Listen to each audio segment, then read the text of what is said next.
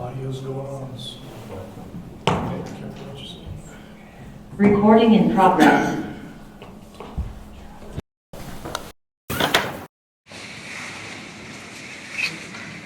Good morning, everyone. It's 9 o'clock now. I always wanted to use a gavel, but I'm not sure that from this chair the world looks a little bit different.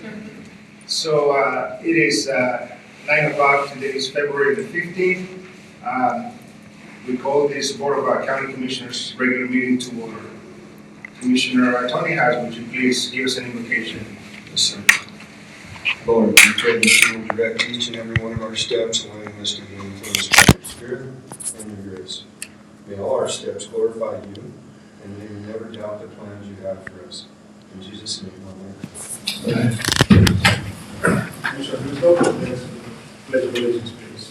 I pledge allegiance to the flag of the United States of America and to the republic for which it stands, one nation, under God, indivisible, with liberty and justice for all.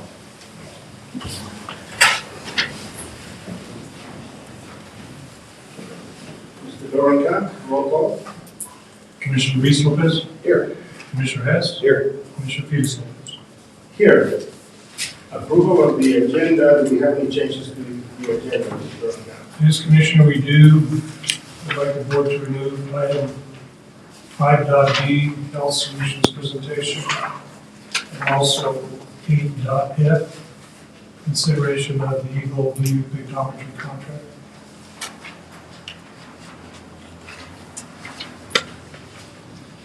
Okay. Make a motion to approve the agenda with the recommended changes. Move for approval of the agenda with those changes. Second. Commissioner Reese Lopez. Yes. Commissioner Hess. Yes. Commissioner Felix Lopez. Yes. Item number 2, section number 2, consideration of minutes. A regular minutes of January 18th, 2022. We read them all, we received them. Any questions, any discussion? Otherwise, entertain a motion to approve those. I'd like to make a motion to approve the minutes January 18th, 2022. Second motion. Commissioner Hess. Yes. Commissioner Luis Lopez. Yes. Commissioner Felix Lopez. Yes. Item B, special meeting minutes of January 25th, 2022. Same scenario. Move for approval of the special meeting minutes of January 25th, 2022. Second. Commissioner Luis Lopez. Yes. Commissioner Hess. Yes. Commissioner Felix Lopez. Yes. Item C, regular meeting minutes of February 1st, 2022. Entertain a motion. I may move to approve the meeting minutes of February 1st, 2022. Second motion. Commissioner Hess. Yes. Commissioner Luis Lopez. Yes. Commissioner Felix Lopez. Yes. Item D, special meeting minutes of February 3rd, 2022. Move for approval of the special meeting minutes of February 3rd, 2022. Second. Commissioner Luis Lopez. Yes. Commissioner Hess. Yes. Commissioner Felix Lopez. Yes. Item 3, reading of correspondence, Commissioner committee reports. Commissioner Luis Lopez, you want to go first? Sure. Last week, I believe it was Thursday, the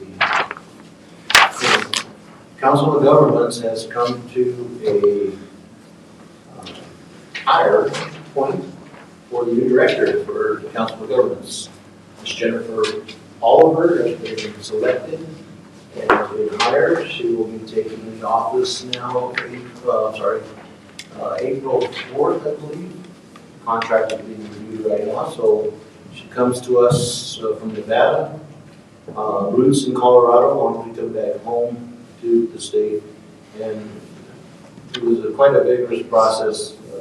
Very qualified applicants that came before that board, and I'm very happy that I think we made the right choice in this lady, and she's got a lot of outgoing enthusiasm to be part of the community on a grander scale other than a director of an organization, such as she sings in quartets and vocals, choirs.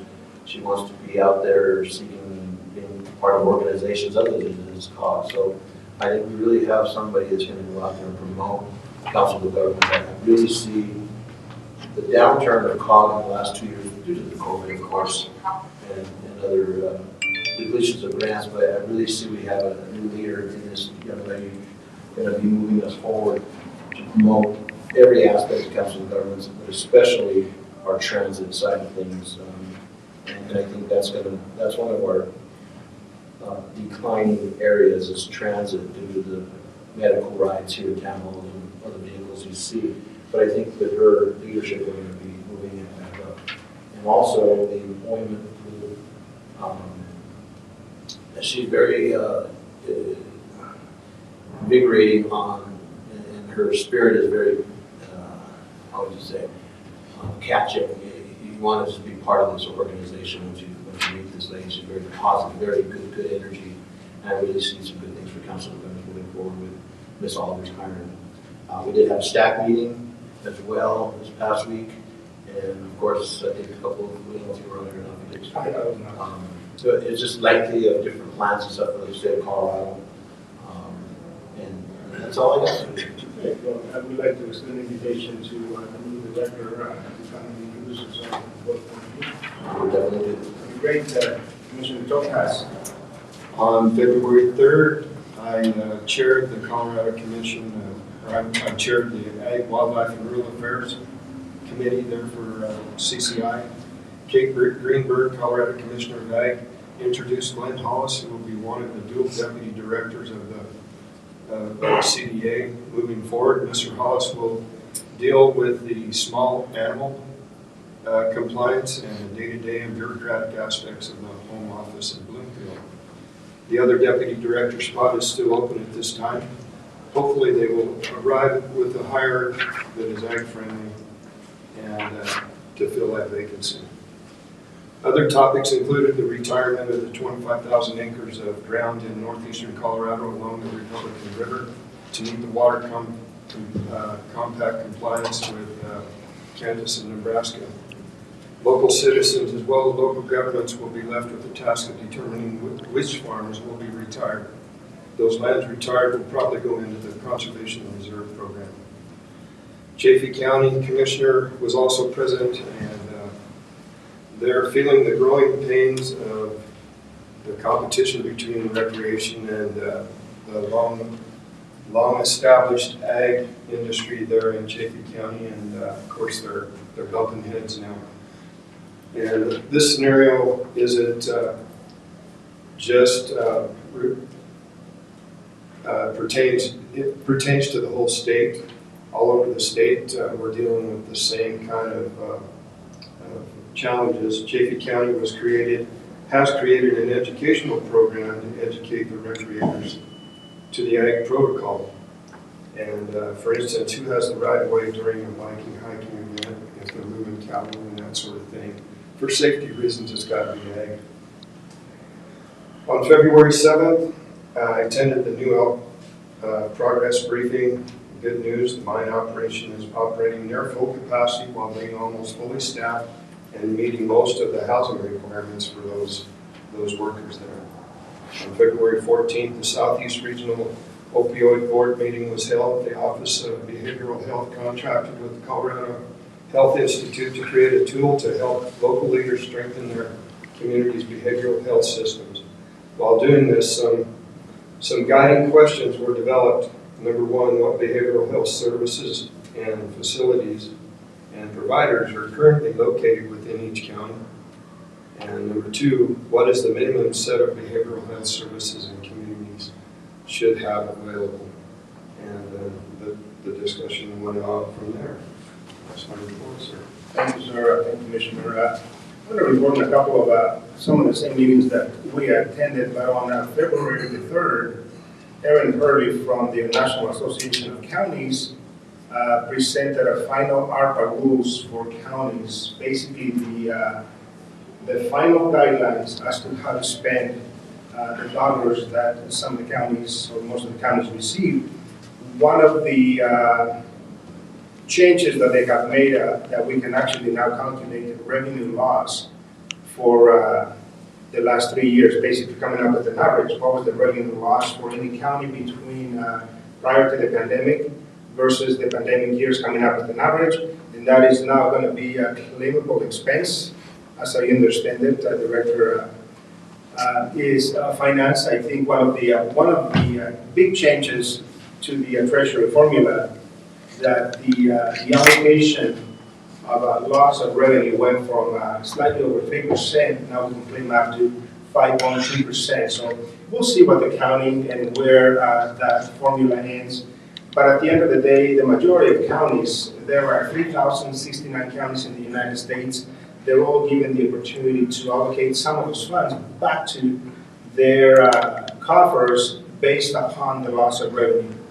A ton of information that came out of that, out of this particular presentation, and then of course where not to spend the money. And there was a big list of what not to do for counties. February 4th, the Director of Natural Resources, Dan Gibbs, presented a kind of presentation on Colorado Strategic Wildlife Action. What do we do as what's happening with Senate Bill 21258? And basically there are so many mandates in there. How are we going to be meeting these mandates? And guided by the MOU, Department of Natural Resources, and Colorado State Forest Service.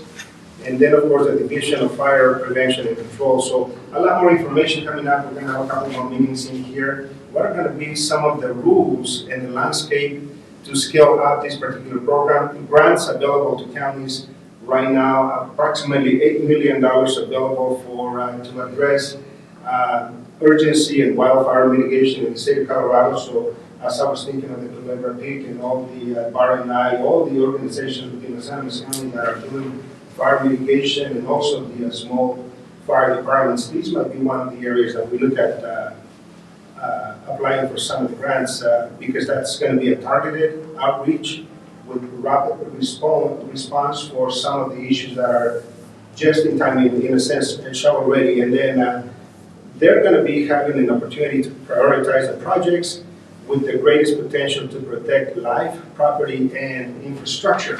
So if there is any of those projects for fire mitigation that have one of those three components, the grants would be readily more available.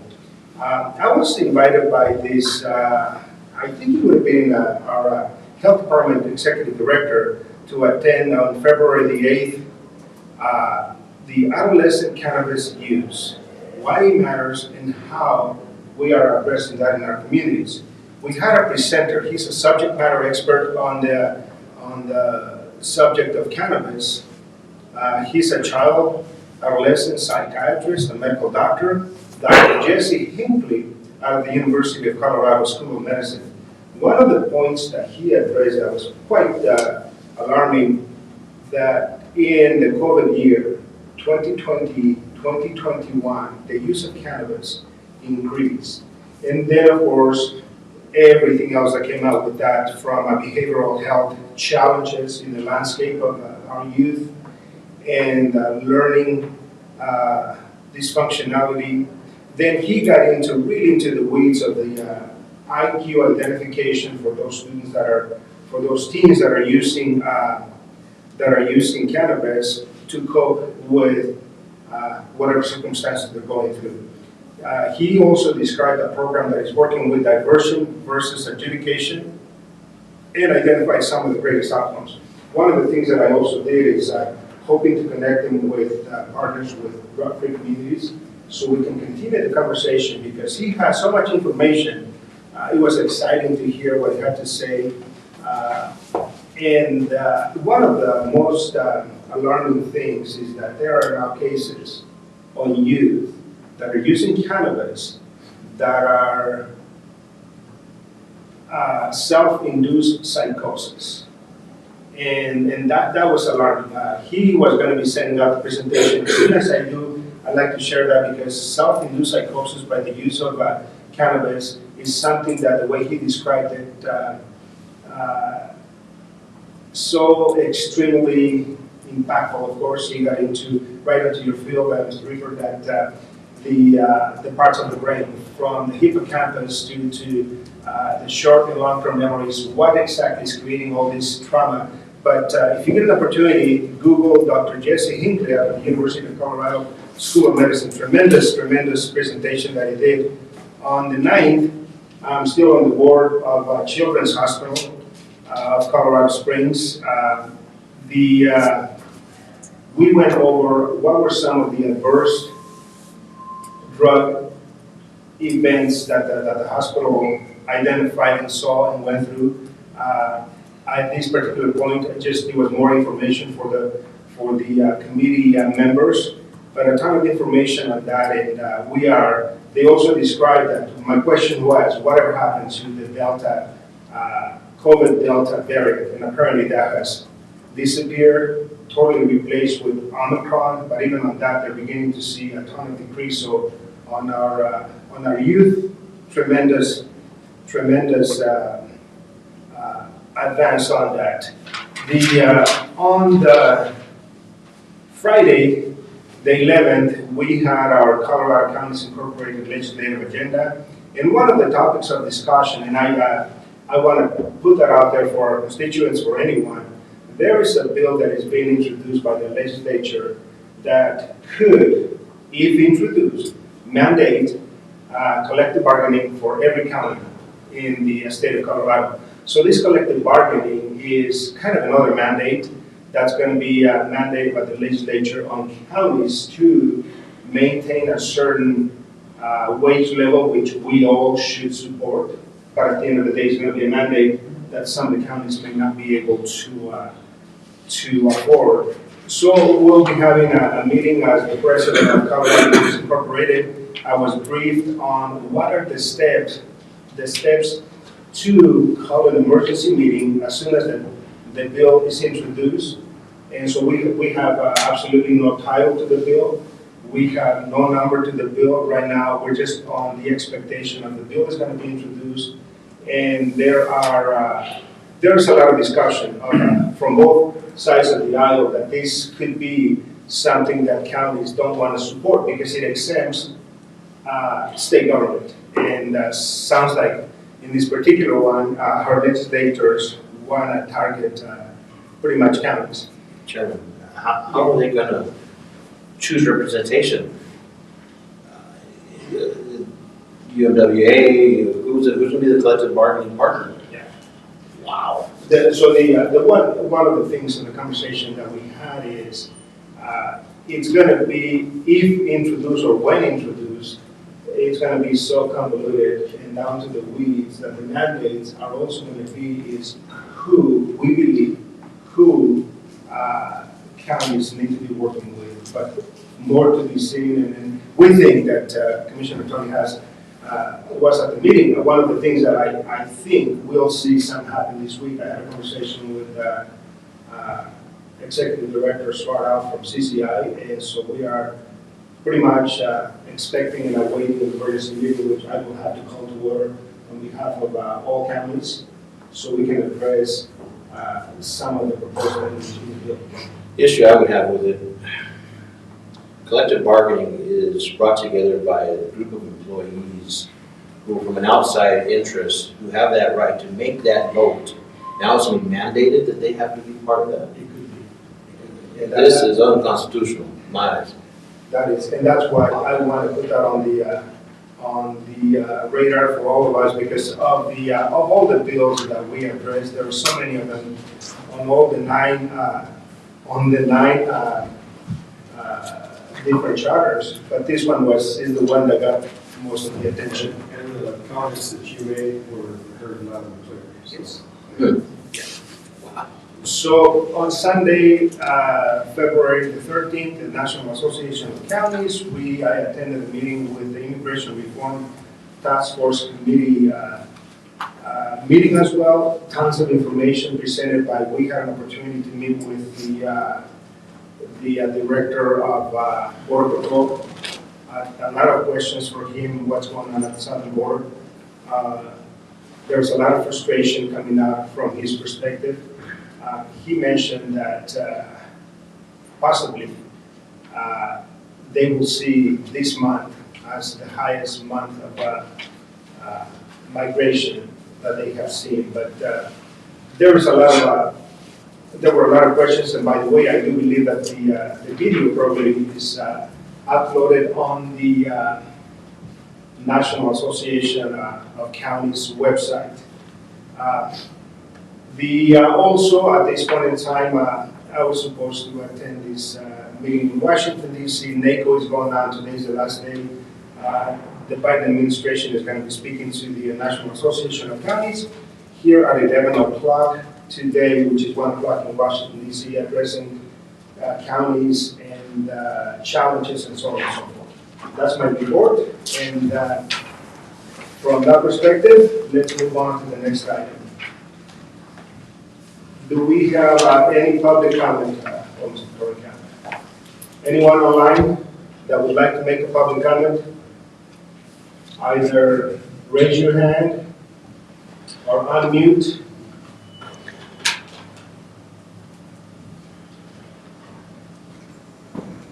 Seeing none, I don't believe we have that. We're going to move on to presentations.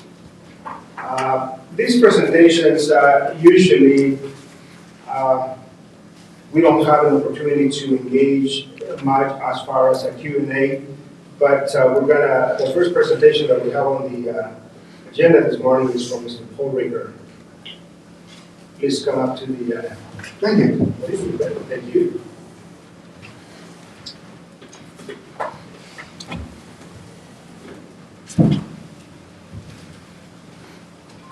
Good morning. My name is Paul Ricker. I want to thank you for allowing me. It's like I'm busting into your house making a presentation in basketball. So thank you for allowing me. This is your house. Well, thank you. Phil, I sent over a PDF or a PowerPoint this morning. I don't know if you saw it. In fact, I can work from my notes without that. I think you gave us on the last, Mr. Ricker, a folder which we have had an opportunity to review and go over. Yes. Yes. So I'll just go for my notes and just, and I want to leave it open for questions if you have questions for me. I'm here to speak about healing depression, suicide, the outcomes of the adverse childhood experience. Those are horrendous things that we now know cause early death from alcoholism, drug addiction, cigarettes, tobacco usage. I don't need to go on that. You know what the problems are. I come from a different perspective in that I myself, I'm a person in the adverse childhood experience. When I was 20 years old, my mother committed suicide. And 6 months afterwards, I felt myself going down that hole. And I saw that while I was active duty Air Force, repairing electronic equipment at the Pentagon, I saw that that event of her affected my ability for career growth. It was a serious problem for me. And I made a commitment to find the shortest process. Thank you. You've got it. So, and that was page 2 of that. Yes, it was. Okay. So, you've got the introduction in your green packet. After Mom's suicide, I thought I'd go and find the shortest process to resolve this. In 1984, I met a gentleman in Colorado Springs by the name of Dan Roden. Dan was quite an interesting fellow, practicing hypnotherapy. He resolved my underlying emotional issues in 2 weeks. That experience took me, with my efforts of continued process improvement. And my continued process improvement led me to a presentation of the Recovering Warriors Task Force at the Pentagon. I presented to Admiral Matthew Nathan and to Major General retired Richard Stone, who became the head administrator of the Veterans Administration. Dr. Stone told me in that meeting, if you can prove your statements, that is, in 30 days with 5 to 12 hours of therapy, we can reduce the PTSD behavior by 50%. You see, I had already passed a medical review by the Department of Defense by Dr. Anthony Cox, who reviewed 6 months of my documentation and video therapy, which I've submitted to you, that DVD. I don't know if you had a chance to peek at the material on the DVD, but I have submitted it to the commissioners. In the DVD, a woman who was raped and molested from age 4 to age 13, who wants to keep her identity confidential, and therefore that video is not on the internet. We saw her making an emotional assignment at a rate of 4 to 6 minutes per emotional memory of the molestation that was caused upon her by her older cousin. If you could see the beginning of the video and the end of the video, you would see a profound physical change in her demeanor and her physical presentation. She came to me saying, I'm so afraid of the nightmares at night, I do not want to go to bed. Real problem, because those are the things that preclude career development and self development, family, not just career, but in job and the ability for her to enjoy her life. So in the PowerPoint, I submit to you a couple of thought experiments. Our friend, Mr. Smarty Pants Albert Einstein, he used thought experiments to try to explain things. So I included that process of a thought experiment as to how a disability is created when you transition into sleep.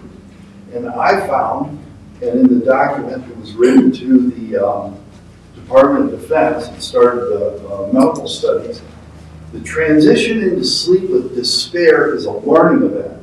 I'm going to say it again. I always repeat that to my new audience. The transition into sleep with despair is a learning event. Dr. Scott Woolley, the California School of Professional Psychology in San Diego, read the document, and he was the sole person at the university to qualify that the university met the APA standards for membership in the APA after graduation. Dr. Woolley shared with me, because of his position, he was knowledgeable of the APA's material. Further, he said, he researched and concluded that my statement, the transition in sleep with despair causes depression, is a learning event. He said it does not appear in the field of psychology. It is an unidentified disability. Practice creating failures. So in the PowerPoint that I've submitted, I've got a request to interact with the commissioners here to write 3 letters to the governor of the state of Colorado. 1 letter for a medical study for the reading proposal that I've submitted in the green package. I believe that once we resolve the underlying emotional failures of despair, a child can read, develop his education, and come out of the black hole that leads to prison, depression, and the rest of the things that we see as being problems for children. The second letter to the Secretary of the Navy, to follow up after my presentation to the Pentagon. And then that same similar letter to the Veterans Administration asking for a medical study on the process of emotional reframing to follow up Major General Richard Stone's statement, if you can prove your claims, I'll be your biggest supporter. I'm here to make advancements. And we can also have quite a study in achieving these things. Have you reached out and sent those letters yourself? I've got letters by my congressman that have come back and said, we don't understand this. And they don't reach out to understand it. So there's letters. Did you send? Not these specific ones. But my problem is I'm just a guy. I'm only a guy. We're all Yeah, I know, but you're a government. If I may, Chairman, in reading your research, and I did read most of it very thoroughly, I noticed one thing that popped up for me was a date of that submittal to the U.S. Navy. It was back in 2011. Has that been updated since to the Department of the Navy? Or have you had an opportunity to have communication with them since then? Because that's kind of, the reason I ask that is because faces change over the years, and as new faces had an opportunity to review and maybe have a different perspective at this time. I have that. My connections, as you know, my connections have changed. And we've got different factions, even within Army Med. And I was identified at Fort Detrick as being advanced. But when I go and apply to NIH or somebody else for SBIR, Small Business Innovation Research, because this is really what this is. This is small business innovation research because they see research that is on the shelf not being applied, a waste of money, which isn't that progressive by a government to say that research on the shelf, it doesn't go anywhere, it's a waste of money. So they said under the Small Business Innovation Research, they wanted the research to be done in such a way that they saw a path to commercialization. And I hate to say the word commercialization because it sounds like you're trying to make the word profit. And although I'd like to have beans until the day I die so that I got something to eat, I don't see this as being a profitable endeavor. I mean, it's not like some of my other endeavors. Would there be more of an opportunity to writing a letter to the Psychological Association, Psychology Association? One of the things, and I find this fascinating, one of go back and you read Sigmund and Anna, when they started talking about the interpretation of dreams, they were theorists, then there came another one after that actually played with catharsis and the process of hypnosis and all that kind of stuff. I think if we were to write a letter, one of the what are we asking A and B, what are we supporting? But again, I think, so we'll have the conversation going on. I believe in providing relief to anyone that would have this kind of a thing. And I don't know if you have made contact, the college, the local community college does have a psychology department that may have access to other types of funding through the American Psychological Association. Who knows? But I'd like to see what exactly is it that we're going to be asking the governor, the Department of the Navy, and then, of course, veterans. I'd like to develop those letters, interact with them. And I think the letters are primarily for requests for medical study and support for that. I believe that the medical study, hold on, you're all sitting down. The medical study should be done from industry, like the automobile industry, where they know what a minute costs. And the reason that's important is because if we can't get somebody through therapy in the shortest period of time, they're going to leave. It won't continue. Time's important. So that's why you're tying it in commercialization to productivity. Yeah, productivity is really that's my concern, is productivity. Sure. One of my careers was operating a commercial printing facility. And when you run a printing press at 10,000 sheets an hour instead of 2,000 sheets an hour, you got a different billing process than what would be done at the slower rate. Mr. Beaker, I want to thank you so much. We'll stay connected. Any communication, feel free to reach out and let's see what we can do together. And whatever introductions you can make, I'm a new guy coming back to Colorado. I lived here in the late 70s and early 80s, and now I'm back, and it's like coming back to home. We'll take it with the Health and Human Services in Colorado counties. We might be able, which I know the chair of that subcommittee fairly well. Let me pass on some of this information to that group, and I think that would be a good fit as well. Thank you. Okay. I'm excited to do more. Well, like I mentioned too, we spoke after our last meeting. Yes. I think there is a need to help a lot of folks out there that are self-medicating.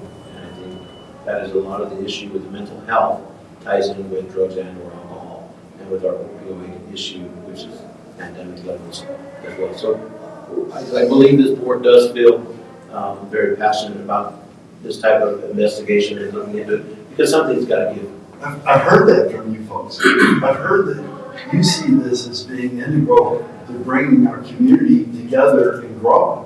Unfortunately, we have to follow protocol and procedures and move forward with this and assisting you, but we will definitely do our due diligence to make that effort work. Thank you. And I'll be available at any time. I'm passionate for this. Thank you. Thank you. Thank you. Thank you for your presentation. Okay, next we have SCED Executive Director, Mr. Eric Goodman. Morning. Morning. Morning. Good to see you again. Good to see you. Versus you and the commissioner.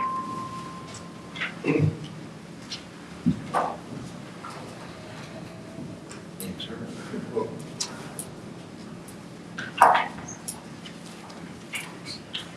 Phil and I have exchanged a few emails in the last month. It was inquiries about what the status of the county is in relationship to SCED and where we go from here. And so I'm here to address that and answer any questions you might have. SCED's been around since 1968 as a regional planning agency, and about 5 or 6 years ago, one of the primary goals of SCED was to serve as a lender in the nonprofit sector, partners. Yeah. And there were some staff issues, and at one point prior to me, the board fired the entire staff and went into somewhere in between hibernation and coma for a number of years. And in 2019, they hired Shelley Dunham, who I've known for 30 years, and she began the process of bringing SCED back to sustainability and relevance. And she had a job offer about 13 months after she took that position, and I was hired in May of 2020 at the beginning of the pandemic. I saw Colorado in space for the first week. I saw it happen. But one of the things that happened when I arrived, and this is no credit to me, is that there was an opportunity to get a $400,000 grant to reconfigure SCED. And it was a grant that we didn't have to, all we had to do was submit the paperwork and we got it. So we got $400,000, hired 3 regional planners, and began the process of trying to claw our way back to sustainability and relevance. And so this is an interim report on that, and somewhere in this period, and I'm not the local historian for SCED, is that the relationship between the county and SCED was somewhat severed. And when in 2021, you were put into a status of, we did not expect you to pay dues. We offered you the opportunity to send non-voting members to the SCAD board, and we fulfilled our statutory process of doing the comprehensive economic development strategy, which is what we're required to do so that you are eligible to apply for grants from the Economic Development Administration, or the Department of Commerce. And what you've got in front of you is the executive summary of that document. And I wanted to, I'm not going to take you through the document, but what I want you to understand or get from part of this is that in the last year we identified, with the help of all the county commissioners in 13 counties and the community, we identified over $500 million of critical and eligible projects that need funding in our vast region, which, you know, goes from Leadville to Baca, and the maps on the front there. So SCAD has been in transition from being a one-person show for 2 or 3 years to now we have a staff of 8, and I wanted to bring you up to date on what we've been doing in the last year and a half. There is an executive summary early on in this document, but I want to summarize the summary by telling you that we're involved in 6 areas that contribute to our mission of helping to make Southern Colorado prosper. Those areas, I'm going to go through them, and I do have a guest on Zoom, and I'm going to introduce you to who's part of that.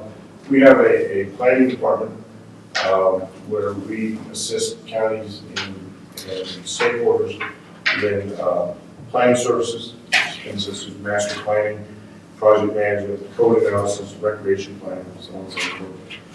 That is one area. We have a senior planner with experience from Chaffee County and Crescent Butte, who's on our staff and has done some remarkable work.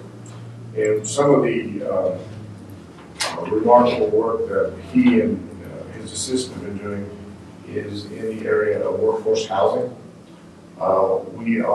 We do some consulting with counties on their housing needs, and we've been involved a little bit in this county as well.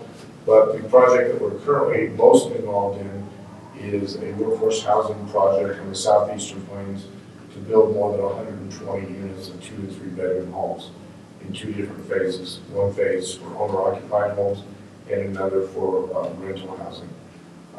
Working with 4 Points Funding as a buyer for those. We know that workforce housing is a critical issue in all Colorado. It just comes in different flavors.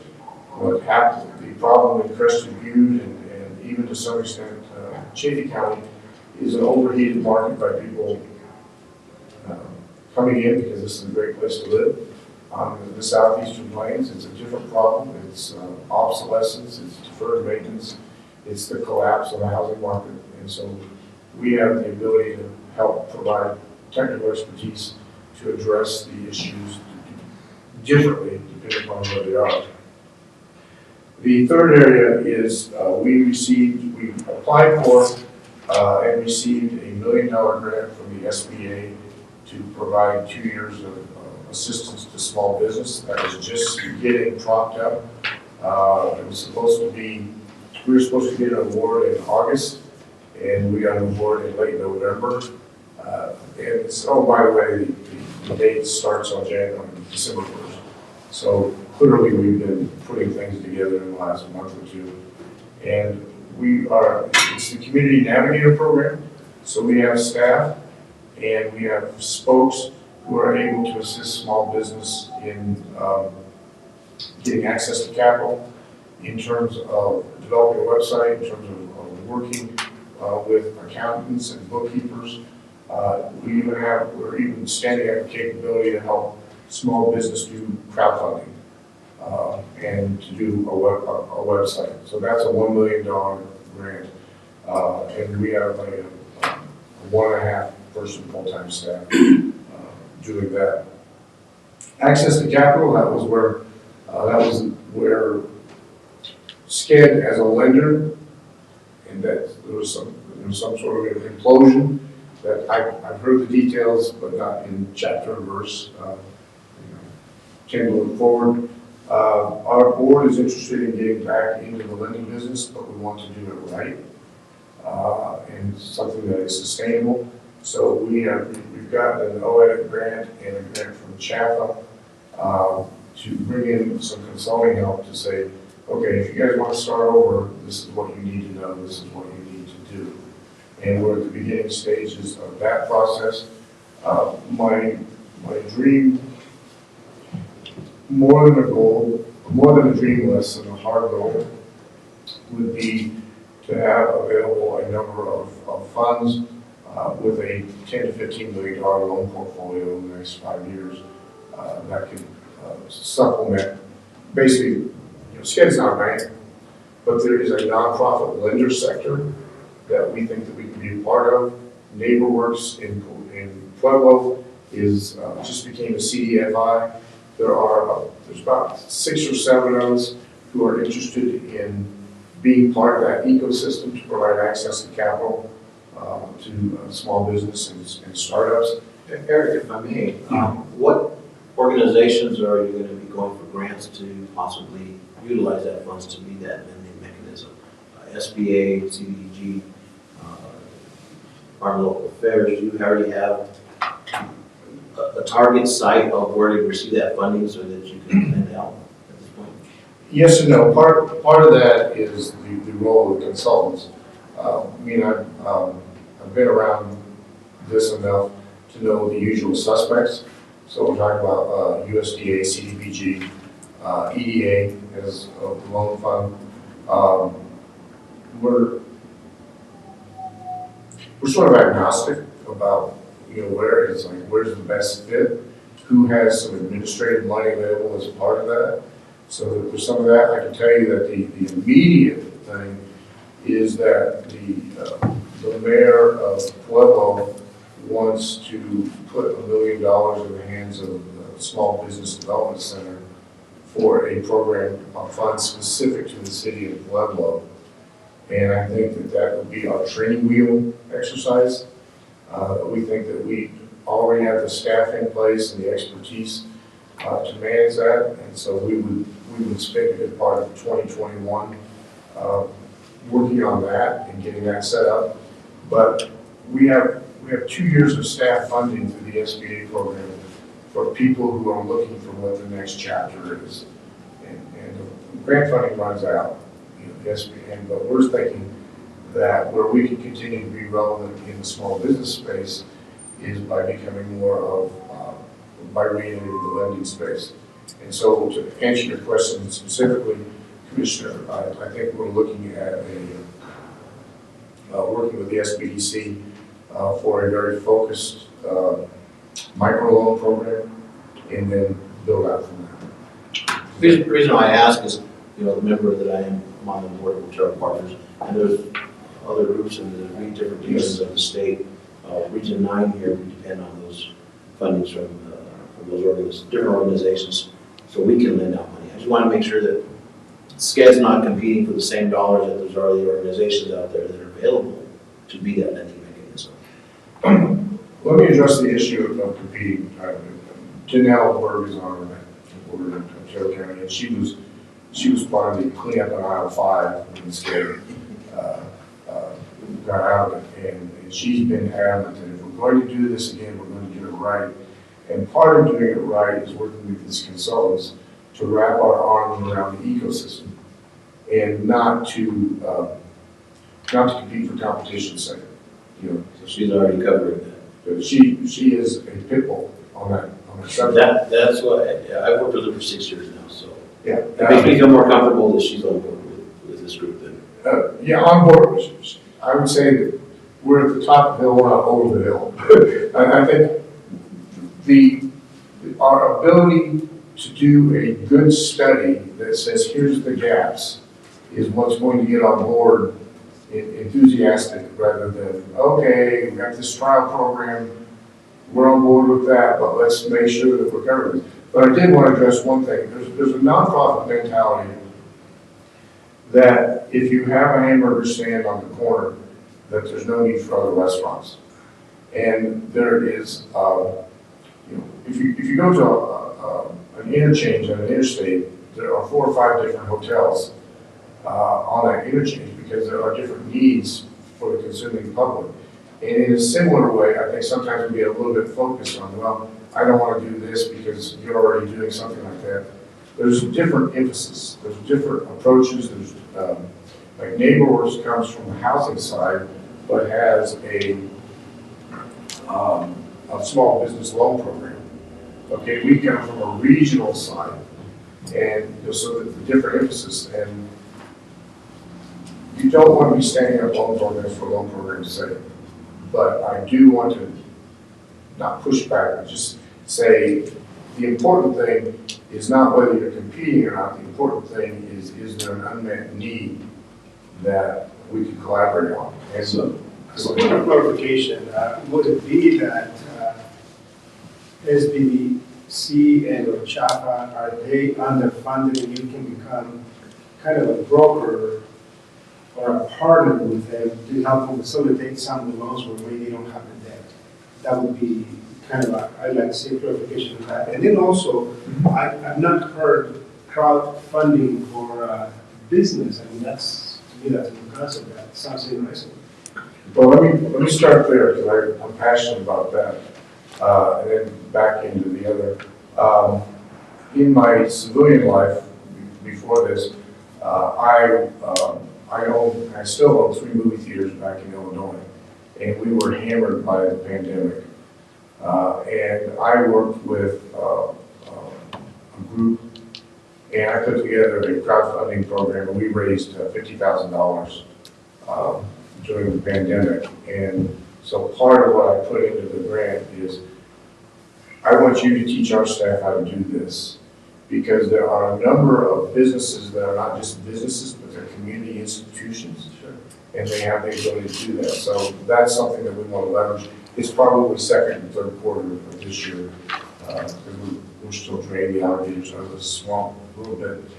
The CHAPA, at this point, there isn't a direct lender relationship. They have been a funder for the study.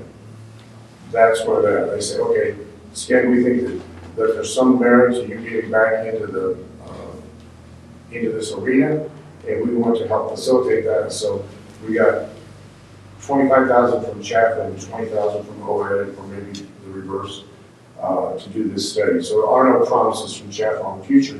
The SBDC, the SBDC in Pueblo is different from the SBDC that serves here. You got Mickey Lewis's down in here.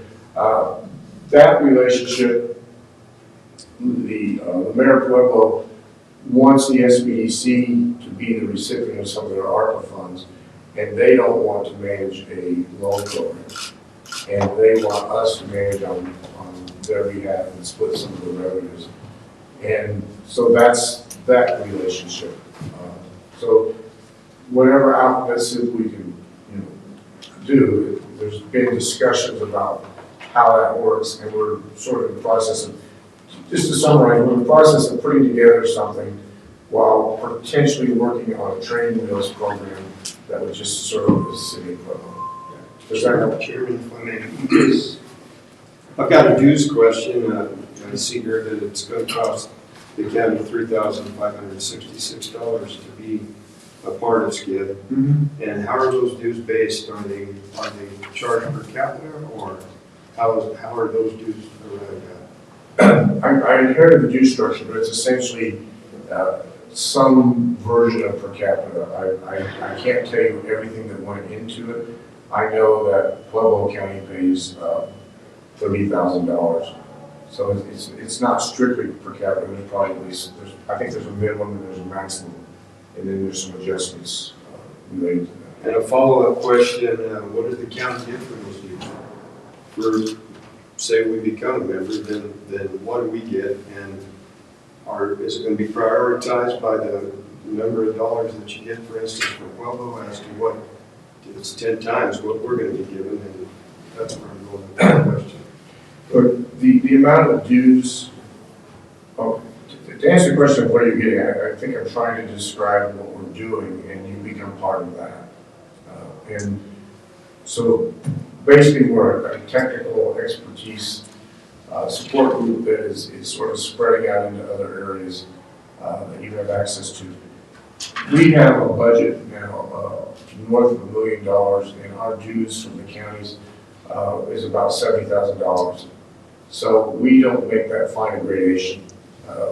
You guys are our stakeholders and our partners, and everywhere we go, whether it's Pueblo, Springfield, Prowers County, or Leadville, it's the same question. Everybody's worried about the other guy and what we're going to get. We're spread, we got 13 counties. We're one of the biggest EDA districts. And one of the reasons you didn't get any pushback from us last year about, we were told that we didn't put any money in the budget for the dues. Okay, we understand. One of the reasons that we say we understand is like, what do we have to offer you? We have a history in the last 5 years that isn't that good. So I guess, Tony, what I'm bringing to you is, here's the update on the history, and you guys can make your independent evaluations on whether that's worth it to you or not. And I'm going to introduce you in a few minutes to Leslie, who's our grant writer, and she comes from South Dakota.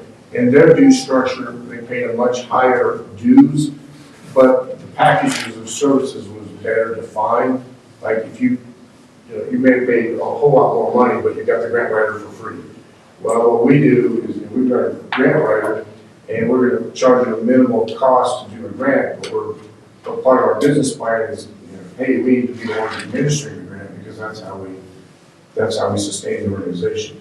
So $3,000 is being part of a group, being part of a governing body, being part of the decision making, having access to our services, but a lot of our services are fee for service. So if you say, okay, we want Michael Yerman to do a planning project, we're going to work out a deal that's going to equate to something like $75 an hour, which is going to be cheaper than if you go and hire a planner for $150 an hour. So it's some of that. Does that help? Yes. Okay. So if I can add, a question I have is, I've been on that board off and on since for 6 years. It was $500. How do we go from 500 to 3,500? I don't know the answer to that. I can tell you that when I got here, this was the due structure. We haven't raised it since this will be my third year of having access to that information. So it was 3,000 plus for those 3 years. So you're trying to, so it's 500 a year, or is this just recruiting or recuperating? There's no recuperation. And so the next question is, so if we join SCED, and what you just said, then we would have to procure your services on top of it at a discounted expense, correct? Yes and no. I spend a lot of time talking with Carl Young on the phone in Merrifield County, and he never gets a bill. But when we get down to a project-based sort of thing, then there's something to that. Yeah. What is the indirect cost recovery in the event that we were to apply? Let's use $1 million as a benchmark for a grant. Mm-hmm. The indirect cost recovery, you being the fiscal agent of the grant, 3%, 5%? The bigger the grant, the smaller the percentage. I'm going to let Leslie talk to that, and she's going to correct me here in a few minutes. We've got a few more things to cover before we get to that, but I'm probably somewhere in the neighborhood of $20,000 to $40,000 on $1 million is not too crazy. But it depends on the grant. EDA grants are. I'm looking at Baca County here. They are replacing their jail facility. Mm-hmm. And of course, we would love to do the same.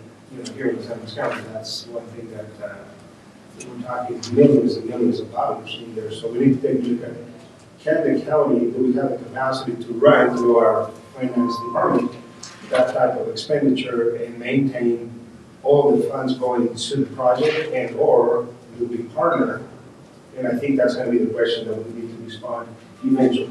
Right, and I'm going to let Leslie address the nuts and bolts of it, but just to set that discussion up, there's two types of sort of administration when we're talking about a grant. One is sort of the fiscal administration to do the reporting and to make sure the money flows, and then the other is sometimes project administration.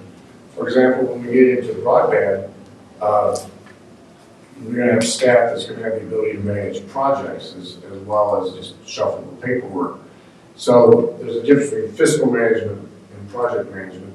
And when you're talking about project management, the numbers add up, considerably more. And we'll come back to that shortly. Have I caught you guys up? I think so. And, okay. yeah, you're going to use somebody else. Then in here is a job description of our broadband project manager. And then there is something with a lot of yellow on it. I'm going to spend 2 minutes just bringing you back up to speed on what's happened. I made a presentation here late in the summer about broadband, and you decided not to join at that time, the Broadband Coalition. This is a list of who the counties that have made commitments, and this is a commitment to fund a broadband coordinator over a 3-year period. I'm not here to sell you that today. I just want to flag it for you that we have more than $800,000 committed. The ask on that is based upon 1.5% of the ARPA funds. Since we talked, we have got the formal announcement, we got the informal announcement. We have a $500,000 grant from the EDA to help fund a middle mile implementation study for the 13 counties, and also about a year's worth of funding for our broadband coordinator. We have received more than 130 applications for this position. We are in the process of evaluating 10 to interview. We're using Dale Mullen from Custer County to help us sort through those. And then we will have a hiring committee that is representative of the region to choose that person. And this will be the highest paid person in the state, based on the technical expertise and what we're expecting of them. Our mission is to be heavily involved in the deployment of broadband for the next 5 years, and to work with ISPs, to work with counties, and basically put together projects and go after the money for that. And so that is like an adjunctive sort of thing. If you want to be in the Broadband Coalition, there's a separate ask to that. So when we hire this broadband coordinator, they will be going back to all the counties and saying, okay, you're committed now. How do we get your money? What sort of resolutions do we need? And at that time, I would love to be invited back to bring you up to speed on where that's at, because we will have grant in hand from the EDA, and we don't want to leave you out unless you want to be left out. The sixth area of expertise that SCED is entering is we've hired a full-time grant writer and grant administrator. And the busier, my goal is for her to be so busy doing grants and getting grants that then we have to hire a second person to be a grant administrator. So then we're moving back and forth. But guys, we got $500 million worth of needs in 13 counties. And we can't, the federal government and state government's not going to fund it all. But we need a systematic money hunt. And so we've staffed up to do that. Honestly, some of the broadband money indirectly goes to help pay for that as well. It's indirect because of the way the federal government regulations are. But there are restricted funds on that allocation. Yes, and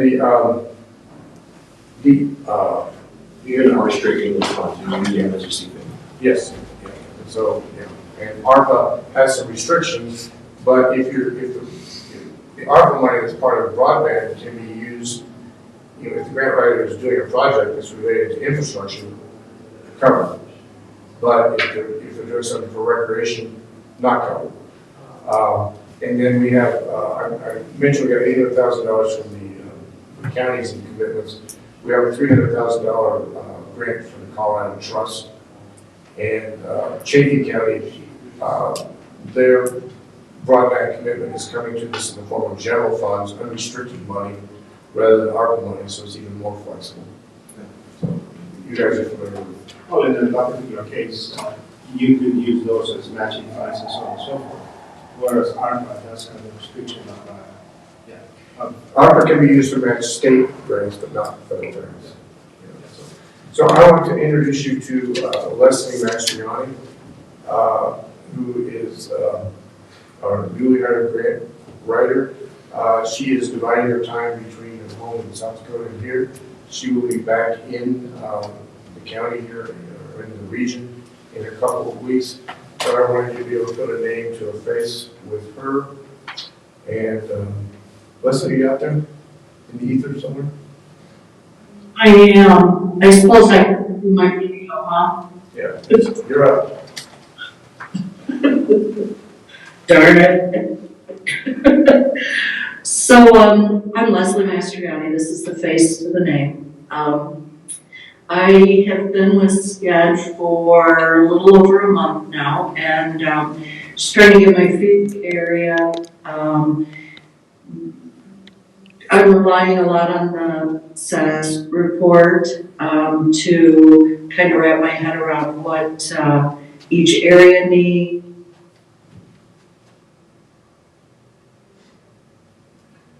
I do want to, is there feedback on that?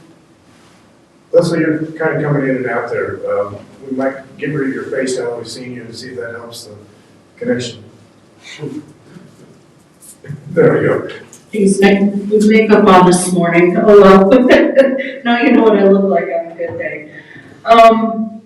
So I guess my role is I want to stress that I'm not here to supplant local grant writing efforts. You know, you guys have, you know, each county, each area, most communities have some resource for grant writing. My goal is to be more of a team member, to work with you and with your local resources to try and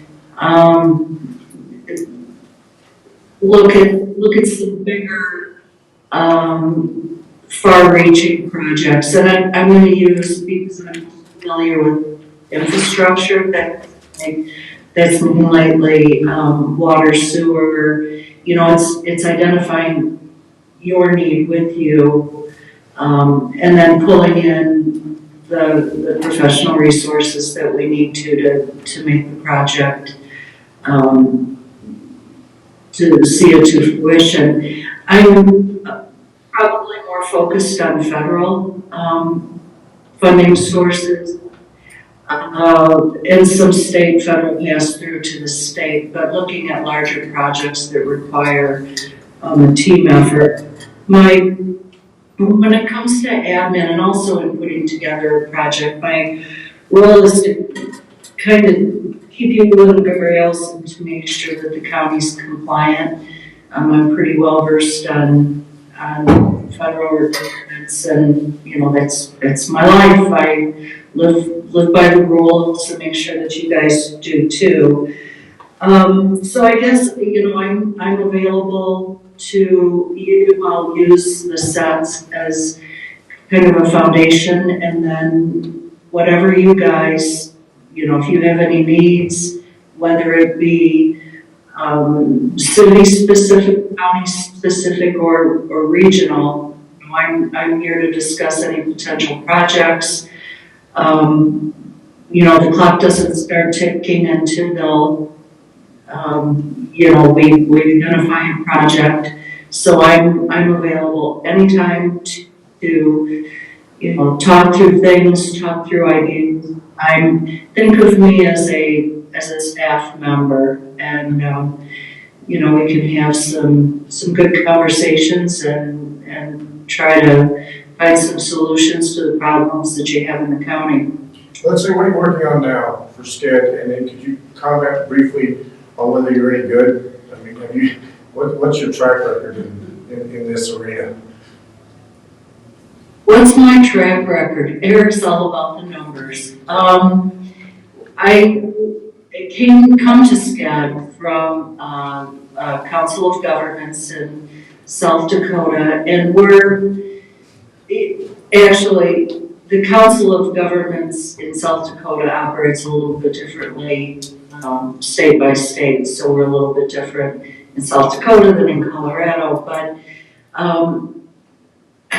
geez, I can't even, it was in the hundreds of millions of dollars that I brought into a 6-county area, region in South Dakota. Most of that was a lot of infrastructure, a lot of water, sewer, roads. We did some parks, trails, revolving loan funds. You know, pretty darn successful, and we were, you know, very relevant in the area, and I see that carrying on the same role with SCED as I did with the Council of Governments and She had South Sioux Dakota. Falls, excuse me, listen, she had Sioux Falls and a bunch of rural areas. We got Pueblo and a bunch of rural areas. Thank you, Eric. And Leslie, this is Commissioner Luis Lopez. That was my question to you. What city do you live in? And so I take it Sioux Falls was part of that planning area with that bike trails that you were discussing? Yes, actually, I live in Sioux Falls. But ironically, the city of Sioux, and this may be pretty relevant to you, is the city of Sioux Falls has a pretty significant planning staff, as does Pueblo. And so I'm going to kind of equate the two. Yes, Sioux Falls is very, very urban. We have, I think, just hit the 200,000 population mark.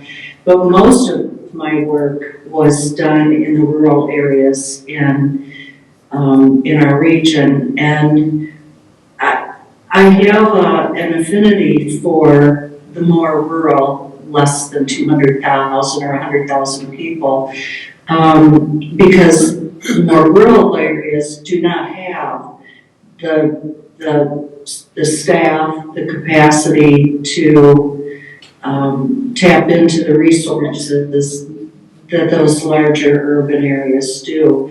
So yes, I did bring a lot of money in for the city of Sioux Falls, a lot of money, but I also brought in a lot of money for towns of, 500 people, or, we did a huge wastewater facility in a town of, Del Rapids, maybe 2,000 people.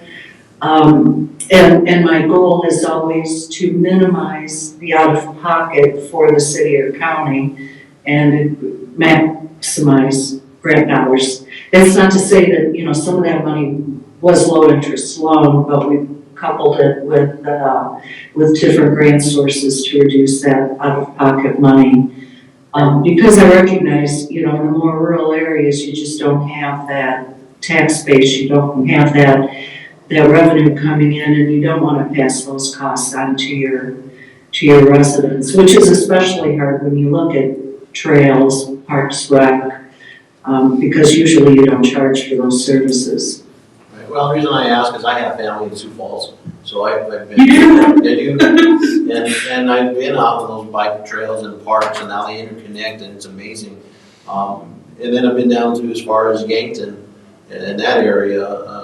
And that whole region is just so beautifully done, especially with their biking trails.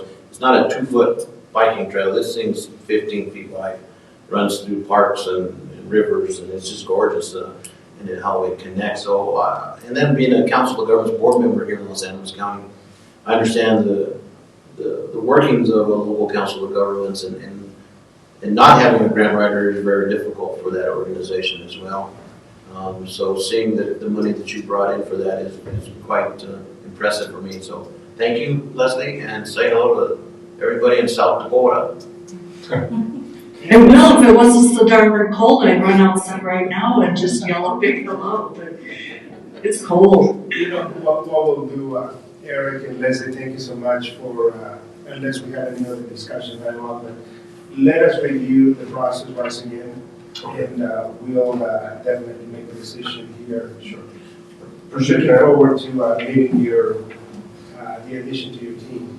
You know, as we're also going and reviewing the process of the ARPA through NACO and CCI, some of the guidelines to spend those dollars, we also be very cognizant to the taxpayers of San Luis County. How do we invest their money to get the most for their dollar? And that's really what a county commissioner and the elected official keeps in mind. So thank you for your presentation, and looking forward to staying connected. Thank you, and I apologize to people in the room for taking up a little too much time. Leslie will be in town. If you would like to arrange, I would be happy to bring her down here to meet with your staff or with your commissioners. You say, okay, interesting conversation, what's the next step? She will be here week after next for 2 weeks, and we'll be glad to schedule something. I'm sure our crowds here in San Luis County too. Right? Thank you, guys. Thank you. March 1st, we have a meeting, so that might. Okay. March 1st. March 1st, Leslie. Should be kicking off on me. I don't know about There we that. go. Thank you, Eric. Thank you. Thank you. Well, thank you, Phil. Appreciate it. Now we're going to go to Tabitha Gillespie from the City of Trinidad Grant Writers. So speaking of grant writers, welcome. Trails and grants. Yes. Let me start by introducing myself. I'm Tabitha Gillespie. I work for the City of Trinidad in the Economic Development Department as a grant writer. I'm here today to ask for a letter of support for the city's application for a CDOT grant, the CDOT Revitalizing Main Streets grant, for a multi-use path along Santa Fe Trail from exit 11 to Saddle Road, so just 1.15 miles. Expanding on the improvements currently underway at exit 11 as part of a long-term plan to eventually connect downtown to the state park as a multi-modal corridor with safe access for pedestrians and cyclists. I sent a map and the cross-section over, but I'm happy to answer any questions about specifics of the project. I do, Chairman. Please. I have a lot of questions. Well, Yeah. few things. And like I just mentioned about the Sioux Falls trail system up there that they have, what is the scope of work of this project, if you know of, as I'm sure you probably should, if you're spending the grant? How much are they planning on widening that section of road, first of all? When we applied for the same grant last year, it did include widening Santa Fe Trail, but this year we prioritized just that multi-use trail, which is a 10-foot wide, bi-directional trail, 5.5 feet off the roadway. So 5 feet on both sides, Just the one side. one side. Mhm. And that's on the east or the west side? Of the southeast, south? The preliminary plans, there's been some discussions of, the grant would include full design. Right now it's just preliminary design, and so right now it is the west side of the road, and previous discussions is the east side, and I'm sure that after survey and engineering are involved, it may, depending on what the experts will say, but currently it's on the west side of Santa Fe, because we have 80 foot of right of way. So the scope of work, 80-foot standard into the city. What's the time length, or have they even developed that yet? 2023, we wouldn't start construction until exit 11 is finished. So starting in 2023, and then the grant does say that it needs to be finished by December 2024. So the project has, what's the time length for the actual physical project? Opening and closing the road? The traffic plan and all of that would be included as well. So this is just a preliminary design. So we're going for the grant. A year, but less than that. The reason why I asked is I own business on that. Last year, were you here last year? Is that housing? Yes. Okay. So anytime there's construction on the north end, the south end, I don't care where it is, we lose money. Yeah. And every business along that track loses money, along that whole bike pathway. The pizza place all the way down to the laundromat, and down to the Sonic and so forth downtown. My question is, have you reached out, has the city, not you, the city reached out to those business owners, and I being one of them, have not heard anything. But more importantly, on the actual side of the scope of work, where the project's going to be, have the property owners been contacted? Have they had public hearings on this? Have they had any type of information from the city communications? And the reason why I ask that is because there's a water well right there on the side of the road that feeds one of those homes, whether they're agriculture or their house itself. And the individual is right there as you pass right before Saddle Road, it starts off there. So I'm not sure exactly if it's going to be there before the Saddle Road. The Saddle Road right there at the top of the crest of the hill, and she's right past that. So have those discussions happened? Have the residents been reached out? Have the property owners been contacted? Because I hate to write a letter of support when, Commissioner, you approved this and the city never called me to see how I felt about it. So do you know if that's kind of occurred? I reached out to a certain number of owners, but through my own personal connections, and so I haven't been able to reach out to every business owner personally, and so it would be great to meet you. Because survey and design are a part of this plan, because it's just in the preliminary design right now, I believe that there will be public hearings and such in addition to the survey and engineering for things. I definitely hope so, because again, you know, we put the cart before the horse, and I know it was a big master grand plan to put interconnectivity from downtown Trinidad to Fisher Peak State Park, and I get it, we understand the tourism and stuff, and I understand completely, I've been on that road for 20 years, the cost of moving forward in your community and enhancing our roadways and sewerways and waterways and everything else that goes along with it. I just would like to know if, before I write a letter of consent, that those business owners and landowners have had an opportunity to have this discussion with them. Because I find it difficult to believe that once we get the grant, we secure the money, we're moving forward. Because it has to be spent on that grant, or we give it back. Pretty much is how a grant works. If you don't use it, we lose it. And without those folks having an opportunity to say yes or no on it, puts me in really tough situations, Commissioner. So if you could keep us apprised, and I'm going on here because I'm a business owner, as a city, if we lose any type of business, and I know it's a very difficult question to do, they didn't do it last time, make some concessions for the business owners, such as something in a reduction of utilities or otherwise for the loss of revenue. Because I have two businesses on that street. My wife is a dog representative in Tennessee. So, you know, and our section isn't going to be affected as much because it's going to be in the other end. But when the hotels and the access, like right now, the construction, don't have access to come down the frontage road. They come down I-25 and go to my competitors around the hill. So again, and I'm sure the marijuana shops, as well as the laundromat, other places that feel the same. So you could find out for us on those questions. Yeah, absolutely, happy to. Okay, thank you. Thank you very much. Thank you, Travis. Thank you. Thank you, Chair. Phil, could you pull up that picture up there of the roadway with the bar pit, and then, so there's going to be a 10-foot bar pit and then a 10-foot sidewalk next to the bar pit, so 20 feet off the shoulder of the road? Is It's that just on the right side, there in the middle. So, Tabitha, I think with that, I'm actually thinking of two words that are going to be pretty tough going back to Commissioner Lopez here, here is what I'm looking at, eminent domain. I know you have the right of way, and the right of way basically from center of the road may be sufficient. But is there going to be anyone impacted because there may not be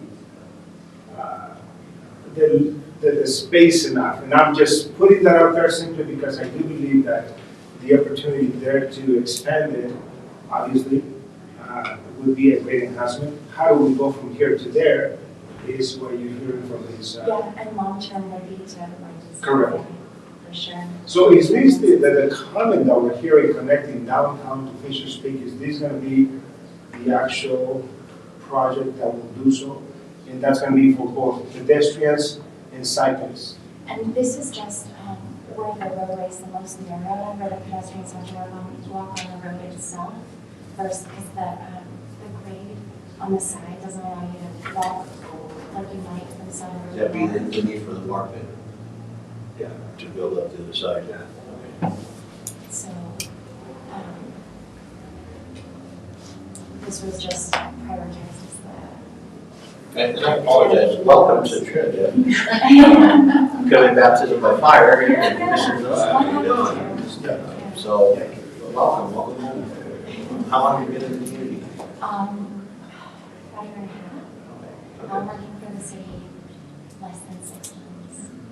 Oh, You might understand in this room, and it's beautiful. yeah, you can go upstairs, you can see the rest of it.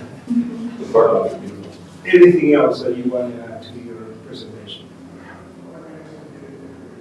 I know you want a letter of support. Let us discuss that. Certainly, we have open communication. If you have any more questions, please feel free to reach out to Mr. Dorka. This is just the worst part for pedestrians, I guess. Just this one little 1 mile-ish. And there's also lighting involved. So, What's the amount of the grant? the grant we're asking for 1.8 million. The project total is 2 million. And it's just one tiny little part of maybe a grand. I've seen how small a section of the road takes to be built here. I suffered 6 months of it last year. You're talking about from Adams. COVID brought up. And that is another transportation. Well, thank you, sir. Very good. Nice to meet you. Nice to meet you all. Thank you. All right, moving on, item number 6, elected officials update. So,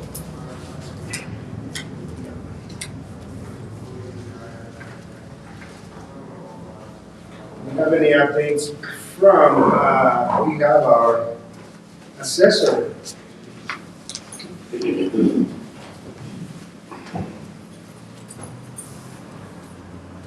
Good morning, gentlemen. It was just easier to come around the corner.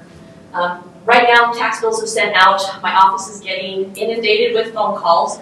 I just want to reiterate to the public, everybody received a notice of valuation last May. Please pay attention to those we send those out for a reason. They indicate any change in value, and there's also an estimated tax amount on your NOV. Like I said, we have been receiving numerous calls every day about their tax bill and what has happened to their values. Overall, values did increase. Currently, we are collecting data for our next rebound cycle, which will be in 2024.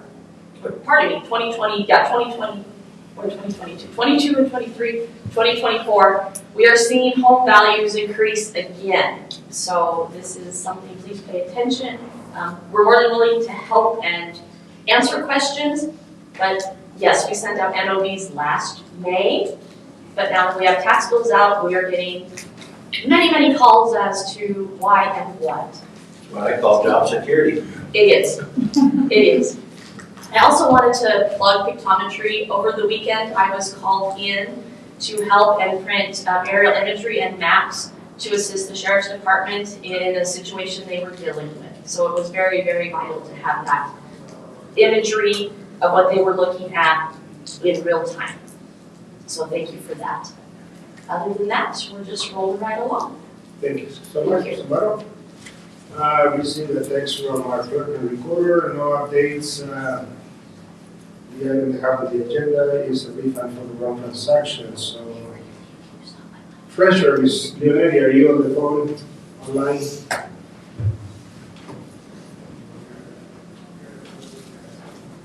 Sheriff Navarrete, any updates? Good morning, Commissioners. I just did want to have just a lot of thanks for all the help over the weekend. She helped us very quickly, and we were to get very valuable maps and different things that we needed. So I just want to thank you for that. And other than that, nothing else. Thank you. Thank you, Sheriff. Anyone from the District Attorney's Office, Mr. Solano? Anyone from the Coroner's Office, Mr. Burker? Anyone from the Surveyor's Office, Mr. Gary Terry? Hearing none, we'll move on to the next item, number 7, unfinished business. Consideration of Southern Colorado Economic Development District membership. Chairman, if I may, at this time, I'd like to request a motion to table, and so we can have some discussion in the executive session with our finance. Very good. Any more discussion? Commissioner Tony Haas? No, I'm agree. Okay, so let's, that was a motion. We need a. I'll second the motion. Commissioner Tony Haas? Yes. Commissioner Luis Lopez? Yes. Commissioner Felix Lopez? Yes. Section number 8, new business. A, consideration of appointment to E911 Board of Directors. Mr. Jones? Commissioners, the board is set the resolution to appoint, I believe it's 2 positions to the E911 board.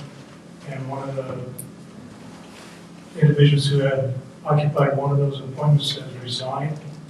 So Administrative Assistant Paula Macero sent out letters or notices that if anyone was interested to have one of the fire districts or ambulance district or some other entity write a letter of support. And in front of you is a letter of support from Trinidad Ambulance District Chief Dan Moynihan asking that John Jenkins of the Stonewall Fire Department be appointed to that E911 position. And that's the only nomination report that we received. It's the only letter we received. Chief Jenkins, Stonewall. This gentleman had put his letter of intent in the last opening we had also. Any questions, any discussion on this? Oh, this would have to be formalized by resolution, correct? Yes, sir, we'll have a resolution in front of you next meeting. I'd like to move forward with a motion for consideration of the appointment to the 911 Board of Directors.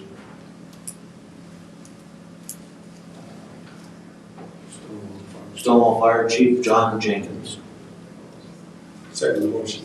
Commissioner Hess? Yes. Commissioner Luis Lopez? Yes. Commissioner Felix Lopez? Yes. B, consideration of San Luis Electric installing additional lighting at the San Luis County's fairgrounds. Commissioner, before you is San Isabel's fee structure for installing 3 additional, I'll call them yard lights out at the fairgrounds. There's a map also as part of your packet to show where these lights are to be installed. Currently, there aren't any in that area, and there are folks who board horses and other animals overnight in those pens. And it's difficult of the evening once the sun's down for those folks to get back there. But plus, we're hoping that'll help with any type of vandalism and anything else that's going on there. Especially on the opposite side of the ring where the fairgrounds, where the grandstands are located. Occasionally people breaking in there. So I'd ask the board to approve this. The fees are minimal. $30.87 a month for the 3 lights. I would move for approval of the 3 170-watt yard lighting units, 7,000 lumens. Second. For the sheriff. Second that motion. Commissioner Reese Lopez. Yes. Commissioner Hess. Yes. Commissioner Felix Lopez. Yes. Item number C, consideration of IFB 22-R001, bottom dump trailers for road and bridge. Before you commissioners are the results of solicitation of the 22-R001, excuse me, for bottom dump trailers to replace the ones we've got. The ones we've got right now are 2006 Midland models. It's got to a point where they're down 20-30% of the time being, the frames being rewelded and gussets and everything else being put back into them. And so it's time to rotate those 4 belly dumps out, but it also asks the board to allow for the purchase of a 5th one. Our budget for this was, I believe, $600 and some thousand. And part of that budget was to include the purchase of 4 tractor trailers to pull these 4 belly dumps, because our tractor trailers, for the most part, are 1996 Internationals, and we've got our use out of. We won't be able to get those tractors until the first quarter of 2023. So I'd like to go ahead and purchase the 5th bottom dump, which we're allowed to do. Our bid documents allow us to increase the purchase by 25% without having to negotiate any other fee structure. Mr. Dorncamp, are we able to trade in the older equipment? We will, Commissioner, once we've got, my sense is if we trade those in or put them online or auction them as a unit, the tractor and the trailer, we get better monies than just trying to sell the trailers by themselves. So my thoughts are, go ahead and allow me for the purchase, on the road race to purchase these 5 ankle belly dumps. And then I'd also like to ask the balance that's we still have for this year to work with the motor grader and the immediate bid. And then allow me to, off a state bid, purchase, or at least start the process of purchasing 5 tractor trailers off a state bid that we'll budget for in 2023, because there aren't any available until first quarter of 2023. And the salesman is saying the longer you delay, the likely it's going to come out in the second quarter of 2023. And this not only is for international, this is across the board for Mack trucks, for Peterbilts, for Kinnets, all of them. So we're looking at this particular bid of $54,480 per unit for your belly dumps, and a total of $273,672, plus the 5th one, and that's what you're requesting approval on. Correct, 272.90. Do we have any more discussion, or do we have a motion? So moved. He wants way too many things here. So moved. Second motion to. Commissioner Hess. Yes. Commissioner Reese Lopez. Yes. Commissioner Felix Lopez. Yes, sir. All I can say is it's about time. Yes. Let me start. You've gotten good use out of all your equipment there. Item the consideration of OBC 6981 Valenti Holding for $393.30. I have a text from Mr. Mestas. He's saying that it's for the wrong type of transaction. Move for the approval of OBCC 6981 for Valenti Holguin for $393.30. Second? Commissioner Reese Lopez. Yes. Commissioner Hess. Yes. Commissioner Felix Lopez. Yes. Item E, consideration of South Central Council of Governments Front Range Rail Director position letter of support.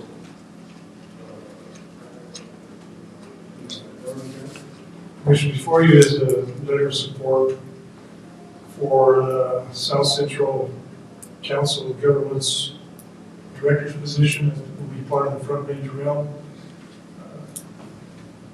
This COG is allowed one director's position, and that director either has to be a current member or a past board member of COG. And the letter of supports for our own Commissioner Luis Lopez. And if I can add, Chairman, I am formally asked you the board's permission and blessing to apply for this.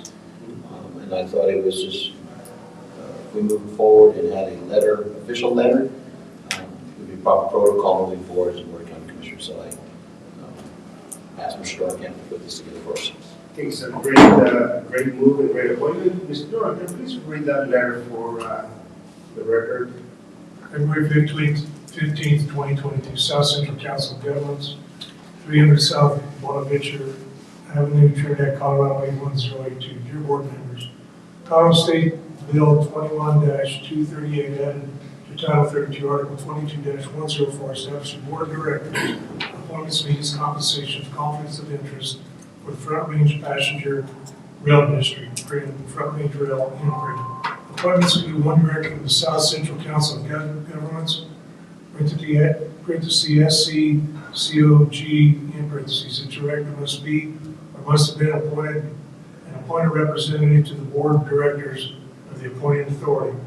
San Luis County's Board of County Commissioners supports current SC, COG board member Luis A. Lopez II's request to be appointed to the Front Range Rail COG director's positions. Mr. Lopez has been a member of COG's board of directors for 6 years, serving in various capacities. He has also been a San Luis County Commissioner for 6 years, a small business owner for 25.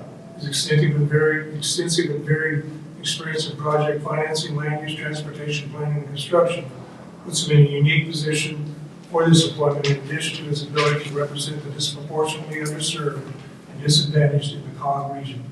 We ask that the COG board look favorably upon Mr. Lopez's request and appoint him to the Front Range Rail COG director's position, respectively, followed by the Commissioner's signature lines. It's moved at the last meeting, but to ratify, let me make a motion to submit and approve that letter. Second the motion.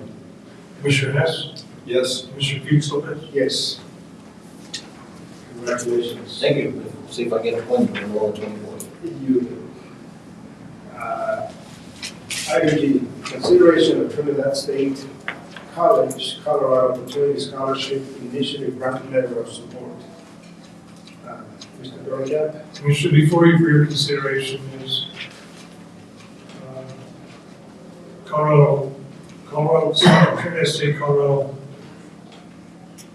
Trinidad State College, Colorado Opportunity Scholarship Initiative Grant Letter, acronym of COSI, that the college has asked the board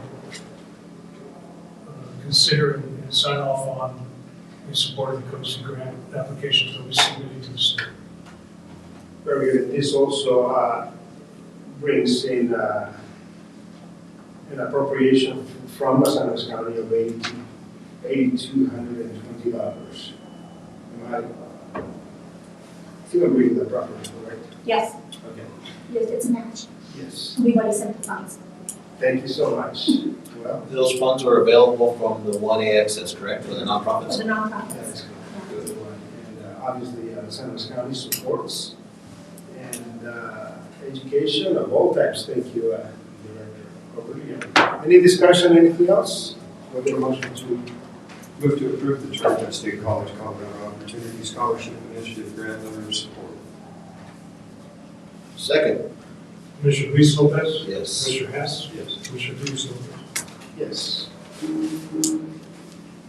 Section number 9, financial matters. Consideration of bills and payroll for the first half of February 2022. Payroll as of February 15th, 2022 was $178,556.65. Do you have any questions on payroll?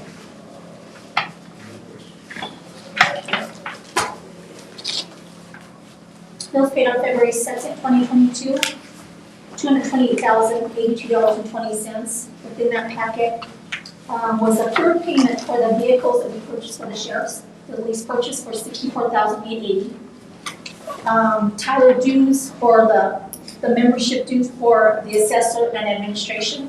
Assessor was $42,599. That's a maintenance fee to keep our software. And the administration for our county is $33,156. Bills paid on February 9th. $73,928.17. in the packet, let's see.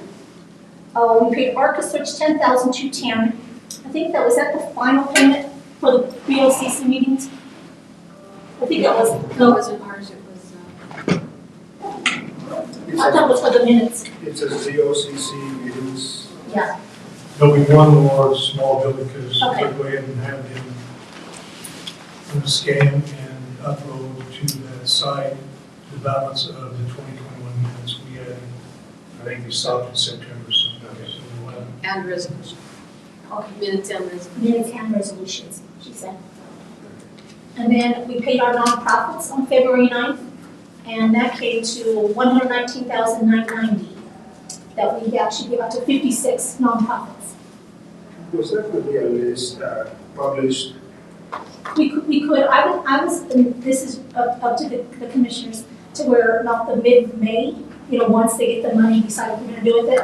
The committee chose 20 applicants to come and present.